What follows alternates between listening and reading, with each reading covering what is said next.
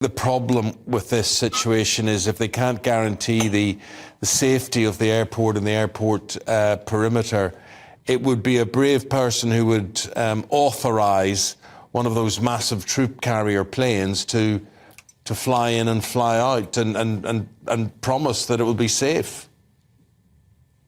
Yes, good morning. I mean, I think you're absolutely right there. It's we shouldn't underestimate how chaotic the situation tends to be in circumstances such as this.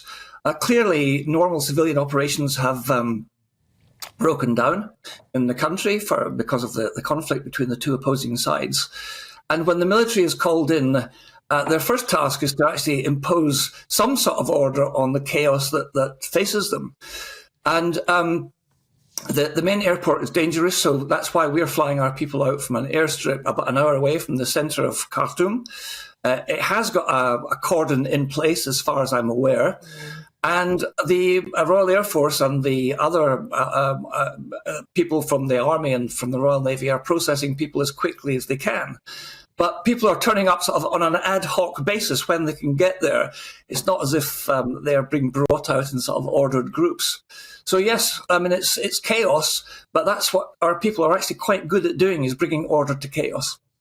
Although there has been one, I think, special services injury, hasn't there? One of the French during the operations over the weekend, and as it just sort of speaks to the volatility of it all.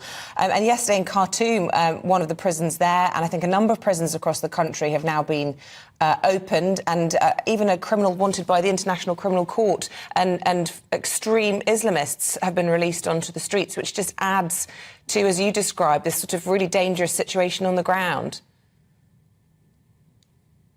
Yes, indeed. I mean, absolutely.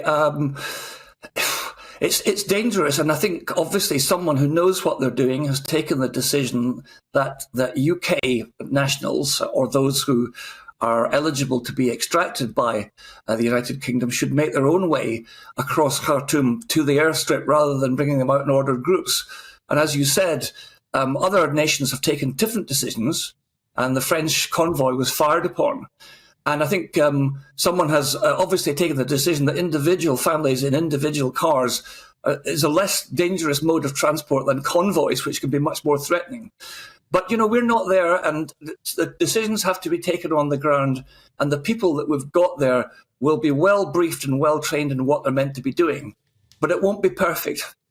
Yeah, but Lieutenant Colonel, probably a bit more perfect than it was in Afghanistan and Kabul. Yes, indeed. Well, I mean, that really was precipitated by the US's decision to basically pull out precipitously, and we had to react to that. This isn't quite the same because we've got the ceasefire 72 hours, probably going to be extended for another 24 hours with a bit of luck. And so we're not talking about the same levels of chaos. Interestingly, as far as I'm aware, the United States has got about 20,000 of its nationals in Sudan, civilian nationals, and they haven't yet started to extract them. So the UK is far from being the last.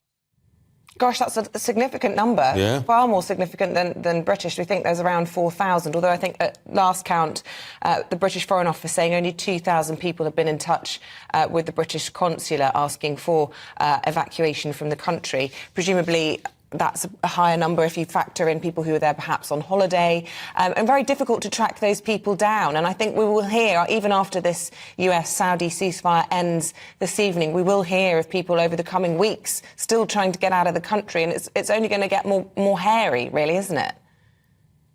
Yeah, I mean, I don't think that the UK or the Foreign Office will have an absolutely exact number of UK nationals who are there, because we don't live in a Big Brother society, notwithstanding all the CCTV, etc., etc.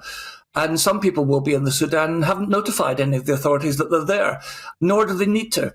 So, and nor will they turn up in exact plane load numbers. So the flights have to go when the flights have to go, whether they're full or not. We haven't yet got to the point where we have to send in armed soldiers to extract people from the dangerous areas. That may come, but that's a big decision that people on the ground will have to take.